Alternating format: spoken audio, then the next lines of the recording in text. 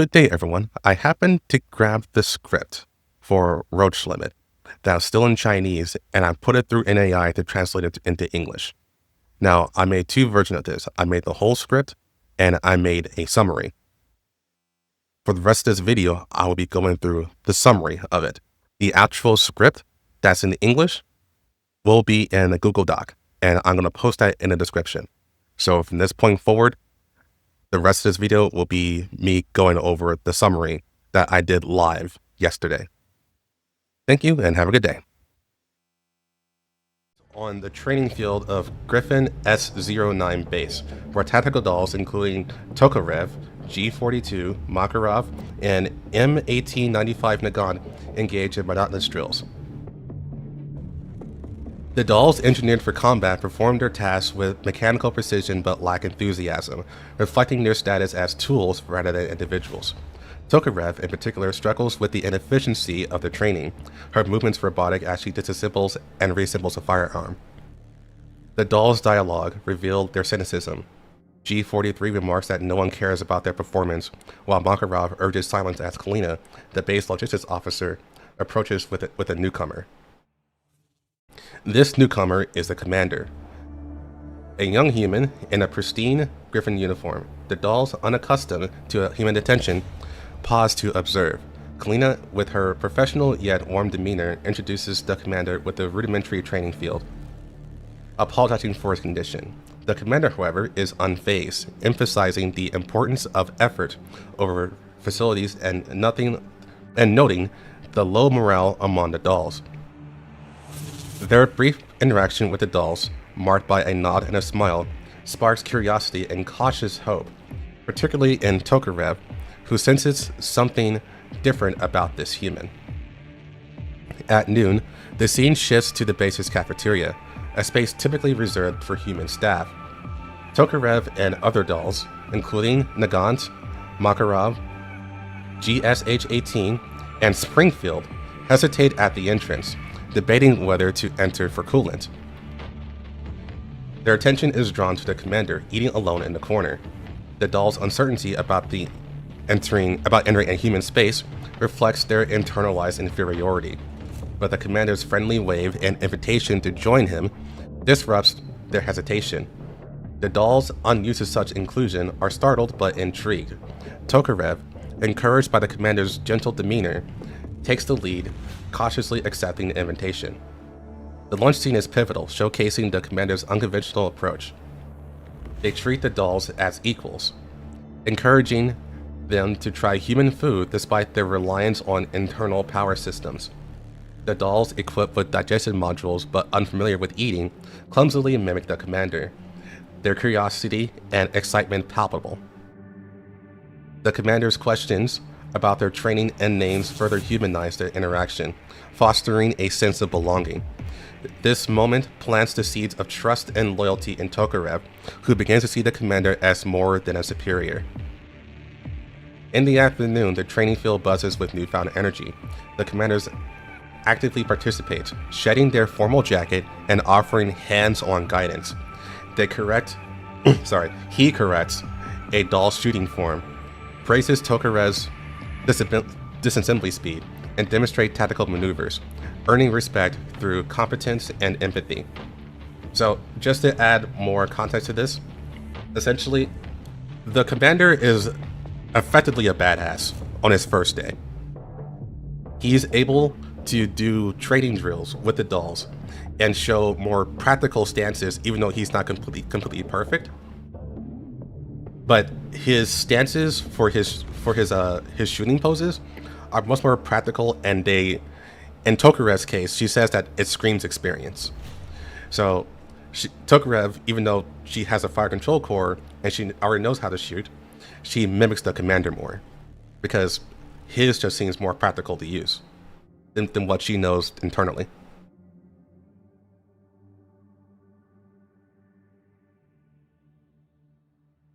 The dolls previously numb to their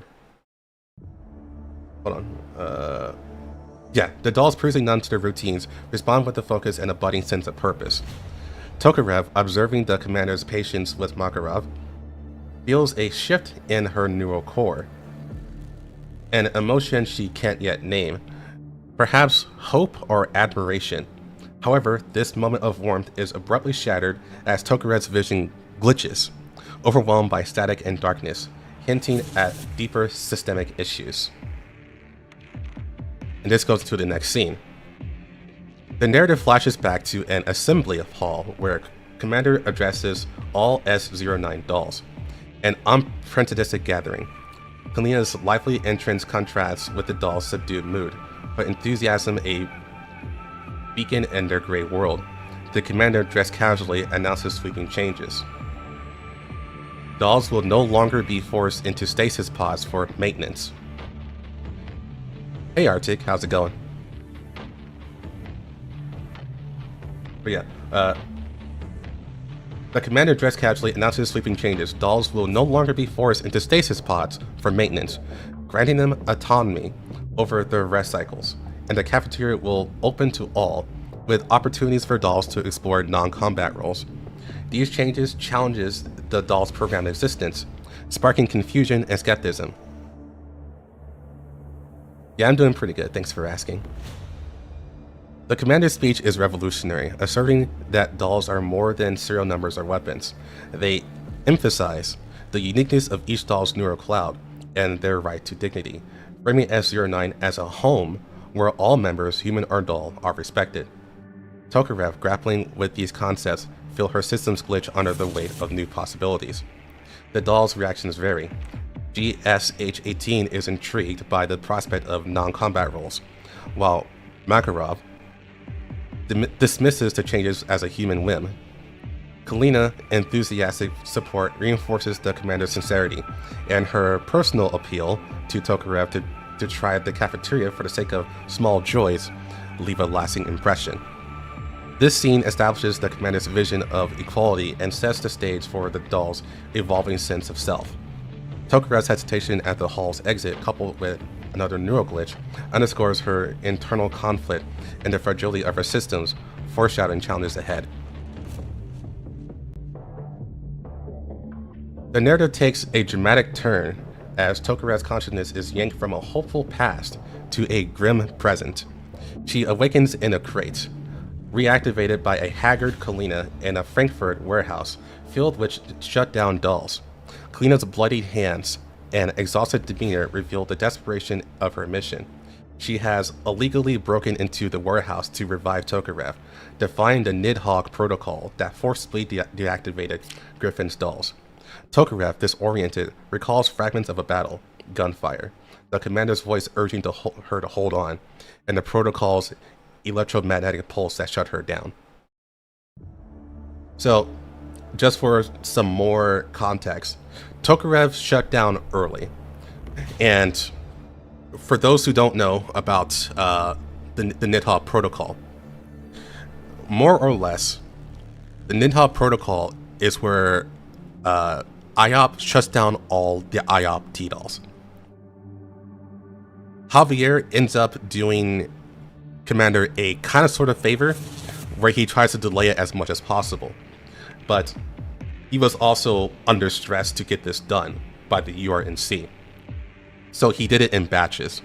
He went from weakest to strongest of the T-dolls to ensure that the commander would have the strongest T-dolls remaining for his battle with William. The thing is, Tokarev is one of the weakest, so she was one of the first to shut down during the mission. Kalina's revelation that the commander is reportedly dead, killed in a terrorist attack by a doll named Dandelion, shocks Tokarev. However, inconsistencies in the news, such as the lack of a body or verifiable evidence, fuel Kalina's suspicion of a cover-up. She explains that Dandelion, M4A1's Ogus, would never betray the commander, and the government's refusal to investigate suggests a conspiracy. Kalina's emotional breakdown reveals her guilt for being hospitalized during the crisis, driving her to seek Tokarev's help and uncovering the truth. So they do explain a bit more than this. Kalina also says that Dandelion is not a doll, so if they actually looked into it, they would realize that something is going on, and they would not have reported that Dandelion was a doll. So they did address that in the actual script. So just throwing that out there. Tokarev recounts the events leading to her shutdown. The commanders plan to eliminate Paradis and William, the protocol's activation to revoke their authority, and the doll's unanimous decision to follow the commander into the White Zone. Her limited perspective, as she lost consciousness before reaching the White Zone, frustrates Kalina. But Tokarev's observation that lack of a body or DNA evidence suggests the commander may be alive reignites hope. Despite another neural glitch, Tokarev insists on investigating the explosion site, and Kalina, though concerned, agrees.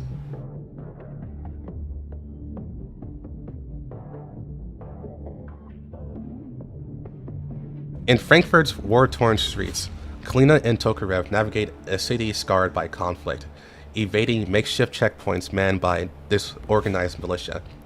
Kalina's determination to find a commander is tempered by exhaustion, while Tokarev grapples with her glitching systems. They infiltrate the Elmo, a command vehicle, where Kalina reactivates backup systems and uncovers logs indicating someone accessed the database post-explosion, possibly the commander or an ally. This discovery, coupled with Tokarev's resolve, propels them towards the White Zone, despite tightened security.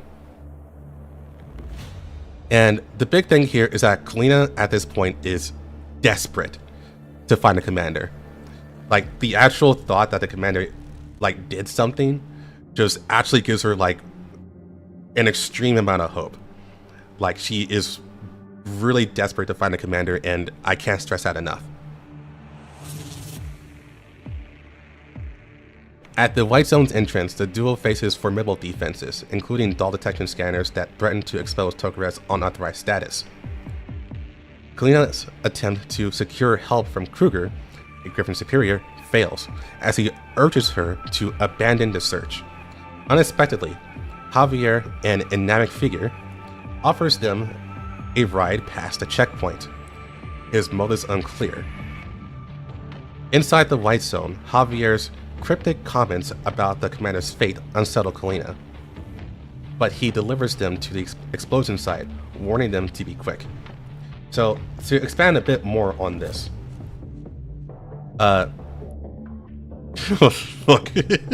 Kalina's pregnant. But to expand more on this, Kalina does call Kruger for help, but Kruger's like, no.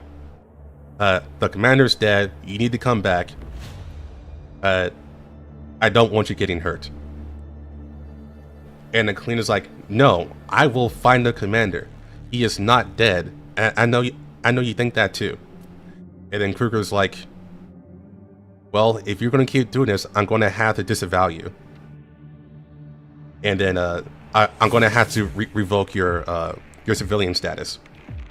And Kalina's like, yeah, fine. Do it. And Kruger's like, all right. And then after that,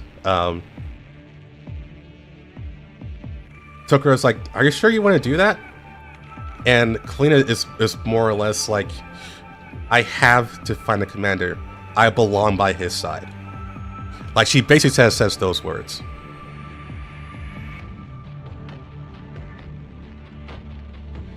The explosion site is a wasteland of rubble and a destroyed tank, guarded loosely by soldiers. Tokarev and Kalina sneaks past, splitting up to investigate. Tokarev finds doll fragments and bloodstains inside the tank, but no human remains, suggesting the commander survived. Kalina discovers the commander's bloodstained jacket, triggering a breakdown as she fears the worst. Tokarev, studying her, notices approaching soldiers and escapes with the unconscious Kalina, reinforcing her commitment to the search. So yeah, a bit of expansion here.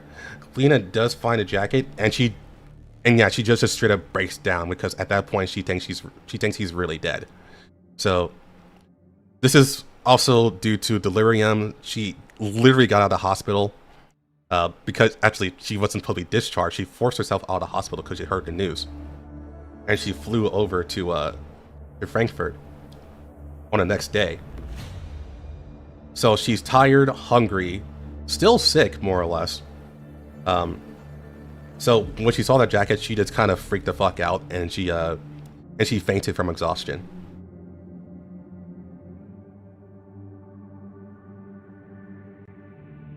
Guess it got complicated due to the politics going on, like Javier can't. Yeah, pretty much. The narrative intersperses memories of past missions, highlighting the doll's growing loyalty to the commander. A rescue mission for M4A1 showcases their tactical prowess and the commander's leadership, while a rally point betrayal by the military reveals the harsh reality of human malice. Tokarev's memories of fallen comrades like HK-23 and her survival with M4's help underscore the cost of their loyalty. In the present, Kalina and Tokarev investigate hospital supply records, suspecting the commander's needed medical resources. Tokarev infiltrates a supply management office, uncovering a theft of drugs, matching the commander's injury profile. A close call with hospital staff is averted by Kalina's quick thinking, though Tokarev's neural glitches worsen. Their search leads to a parking lot where the stolen medical cart was abandoned, and Griffin's cipher points to an underground depot. So, there is a bit of stuff missing here. So yes, there is some past scenes happening, and it does highlight where Tokarev was involved in polarized light, singularity, all that good stuff. So she more or less died in each encounter, along with her home squad.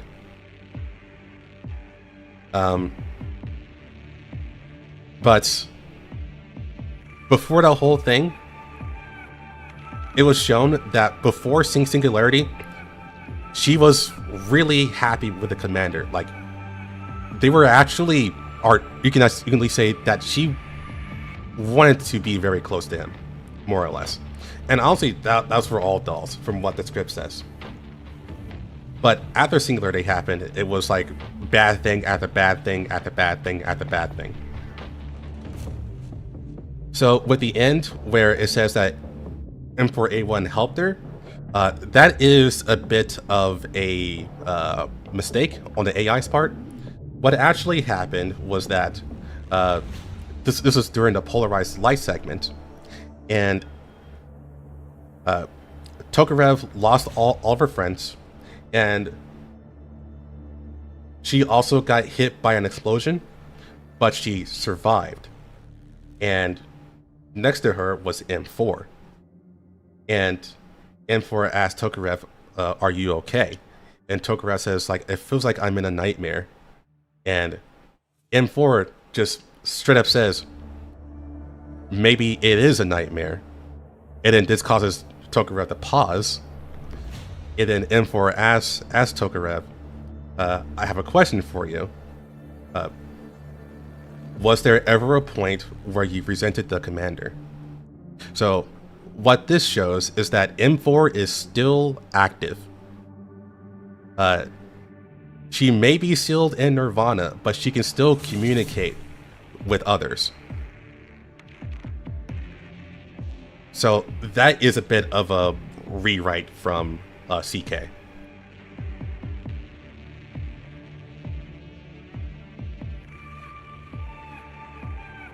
With 3 reactivated dolls, C-14, CZ-805, and CPS-12, the team follows the trail to a Cold War-era subway station.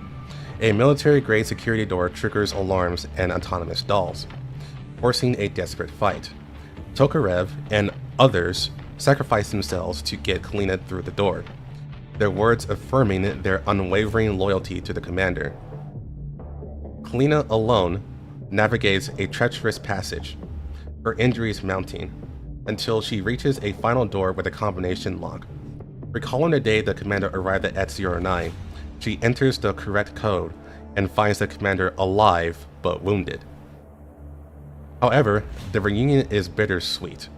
The commander reveals the alarms weren't for Kalina but for the pursuing military forces, who stormed the hideout. Javier's arrival and a mission that Kalina searched led them to the commander shatters her. the commander surrenders without resistance, leaving Kalina reeling from betrayal and loss. Yes, that's all basically pretty much accurate. Pretty much, Tokarev and the 3 other dolls had to fight other T-dolls. And Tokarev told Kalina that she doesn't remember who asked her, but she was asked if she would ever resented the commander. And the firm answer to that is no. Because without the commander, she would not have a sense of self. So she will always fight for the commander and Kalina. So at that point, that's more or less the end for Tokarev's personal story, because she basically fights to the death against the other T-dolls. Then Kalina goes over to the locked door. This one is accurate, although it did miss some stuff. For example, Kalina actually tried the commander's birthday first for the combination lock, and that didn't work. And then she tried her own birthday, which kind of shows us just how close how close those two are. And then they said like well, maybe it's actually the date of like their first mission. But no, she ended up eventually thinking, yeah, it was their first day on the job. And then, yeah, so she did meet the commander. She was basically bawling out. But the commander was very, very distant. And that is because he knew that Javier was coming. And Javier blew up a wall. And the military was there. And more or less, they... like, yeah, thank you, Kalina, for allowing us to find a commander. And so Javier arrested the commander, and Kalina was left there alone.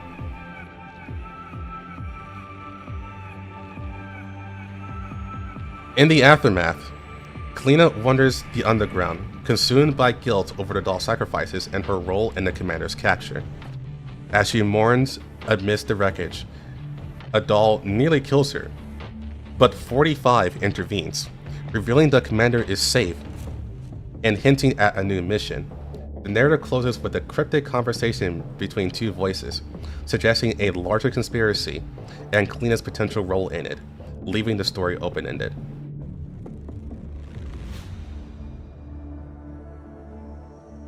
Yeah, so 45 shows up at the end and basically tells Kalina, yeah, this is all planned, more or less.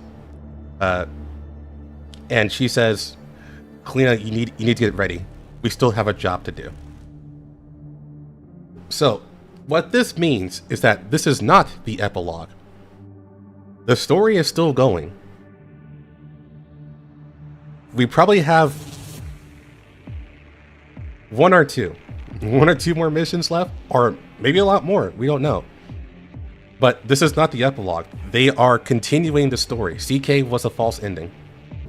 So maybe we're leading to that point now where we actually do get to kill William in Girls Frontline 1 so that it lines up with Girls Frontline 2. We don't know quite yet. But basically, what it feels like to me is that this chapter was used, or this event really, this event was used to retcon the ending of CK.